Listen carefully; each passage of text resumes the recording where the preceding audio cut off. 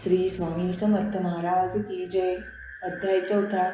श्री गणेशाय नमः. स्वामी नामाचा जप करिता चारी पुरुषार्थ येती हाता. स्वामी चरित्र गाथा ऐकता पुनरावृत्ती चुकेल. गताध्यायाचे अंती अक्कलकोटी आले यती. नृपराया दर्शन देती स्वच्छने राहती तयापुरी. चोळाप्पाचा दृढ भाव घरी राहिले स्वामीराव. हे तयाचे सुकृतपूर्व नित्य सेवा घडे त्याते. चोळाप्पाची सद्गुणी कांता तीही केवळ पतिव्रता. सदोरीत तिच्या चित्ता आनंद स्वामी सेवेचा.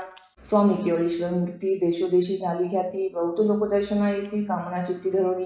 कोणी संपत्ती कारणे कोणी मागती संताने. भावे म्हणून या लग्न येती दूरदेशाहुनी.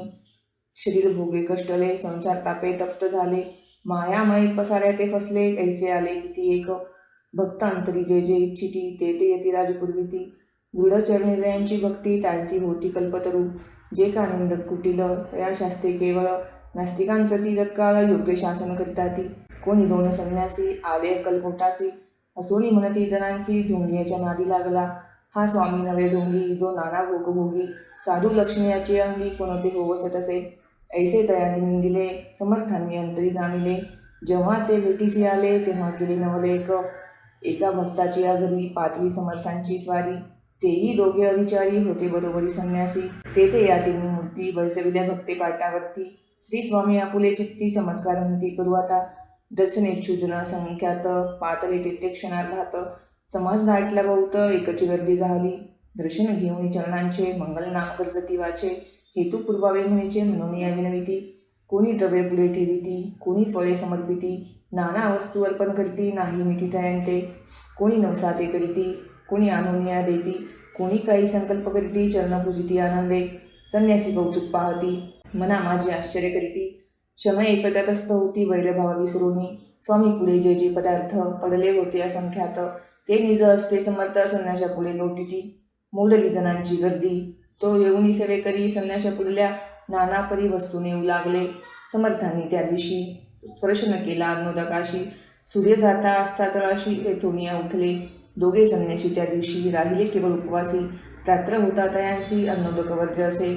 जे पातले करू छळना त्यांची जाहली विटंबना. दंडावया कुत्सित जना अवतरले येतीवर्य. इति श्री स्वामी चरित्र सारामृत. नाना प्राकृत कथा संमत. सदापरिसोत प्रेमळ भक्त चतुर्थोध्याय गोढा. श्री स्वामी राजार्पणमस्तु. श्रीरस्तु शिवम भवतु. अध्याय 5. श्री गणेशाय नमः.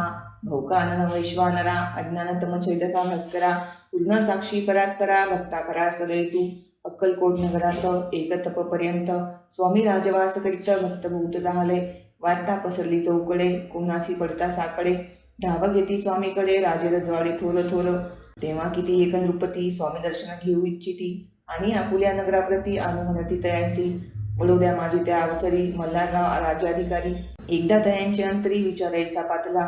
दिवाण आणि सरदार मान करीत ऐसे थोर थोर. बैसले असता समग्र बोले नृपवर. तयाप्रती कोणी जाऊन अक्कलकोटासी. येथे आणिल स्वामींसी. तरी आम्ही तयांसी इनाम देऊ बहुत. कार्य जाणून कठीण कोणी न बोलती वचन. कोणा एका लागून गोष्ट मान्य करवेना. तेव्हा तात्यासाहेब सरदार होता योग्य आणि चतुर. तो बोलता झाला उत्तर नृपालाही परियेसी. आपुली जरी इच्छा ऐसी स्वामी ते आणावे वटपुरीसी. तरी मी आणि न तयांसी निश्चय मानसी असो द्या. ऐसे ऐकुनी उत्तर संतोषला तो नृपवर. तैसी सभाही समग्र आनंदित जाहली. नृपती सह सकळ जणे त्यापरी तात्यासी सन्माने. गौरवनी मधुर वचने यशस्वी हो म्हणती तया. तात्यासाहेब निघाले सत्वर अक्कलकोटी आले. नगर पाहुणी संतोषले जे केवळ वैकुंठ. पाहुणी स्वामींची दिव्य मूर्ती आनंदित झाले चित्ती.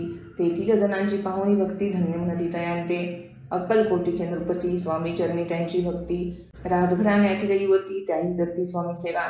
ऐसे पाहुणी तात्यांची विचार पडला मानसी. या नगरांतून स्वामीसी कैसे नेऊ आपण. प्रयत्नांती परमेश्वर प्रयत्ने कार्य होय सत्वर. लढवून युक्ती थोर कार्य आपण साधावे.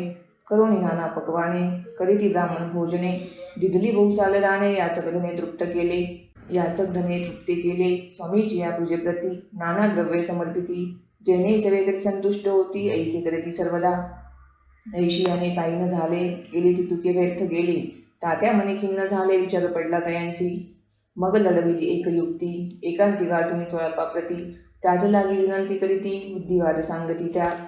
जरी तुम्ही समर्थासी घेऊन याल घडोद्यासी. मग मल्हारराव आदरेसी इनाम देतील तुम्हांते. द्रव्येन सर्वे वशः चोळाप्पासी लागली आशा.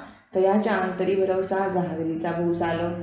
चोळाप्पाने कर जोडवली विनंती केली मधुर वचनी. कृपाळू होऊन समर्थांनी बडोद्याप्रती चलावे. तेने माझे कल्याण मिळेल मला बहुत धन. आपुलाही योग्य सन्मान तेथे जाता होईल. ऐसे ऐकून या वचन समर्थांनी हास्य करून उत्तर चोळाप्पा लागून काय दिले सत्वर. राव मल्हारराव नृपती त्यांच्या अंतरी नाही भक्ती. मग आम्ही बडोद्याप्रती काय म्हणून चालावे.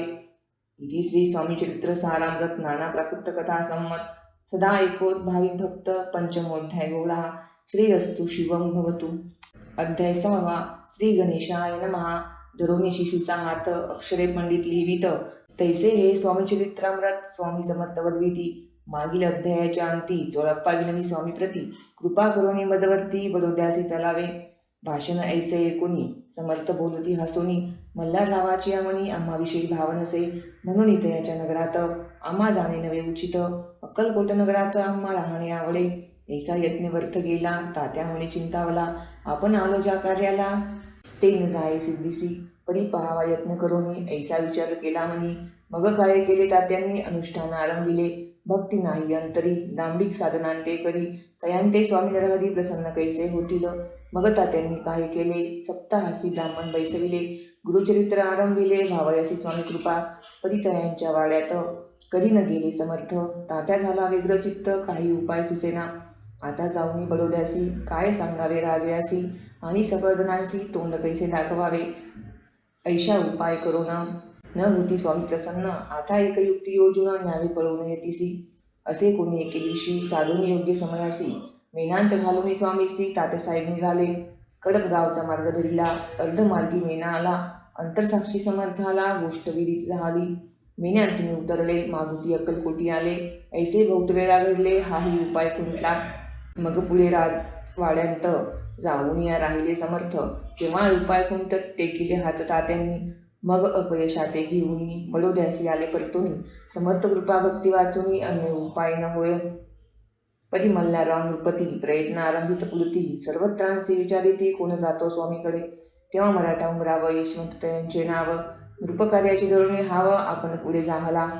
तो येऊन अक्कलकोटी घेतली समर्थांची भेटी. वस्त्रे अलंकार सुवर्ण ताटी स्वामी पुढे ठेवित.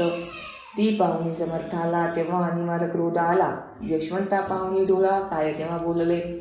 अरे बेडी आणून सत्वर ठुकायाचे चरणी. ऐसे त्रिवार मोठ्यांनी समर्थ क्रोधे बोलले.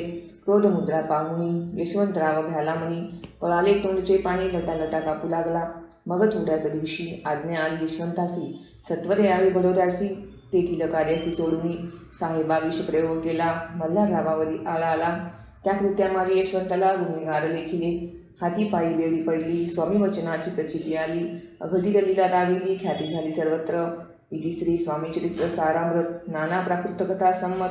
सदा भक्त परिशोध षष्ठोध्याय गूढा. इति श्री स्वामी चरित्र सारामृते षष्ठोध्याय समाप्त. शुभम भवतु. श्री स्वामी समर्थ महाराज की जय.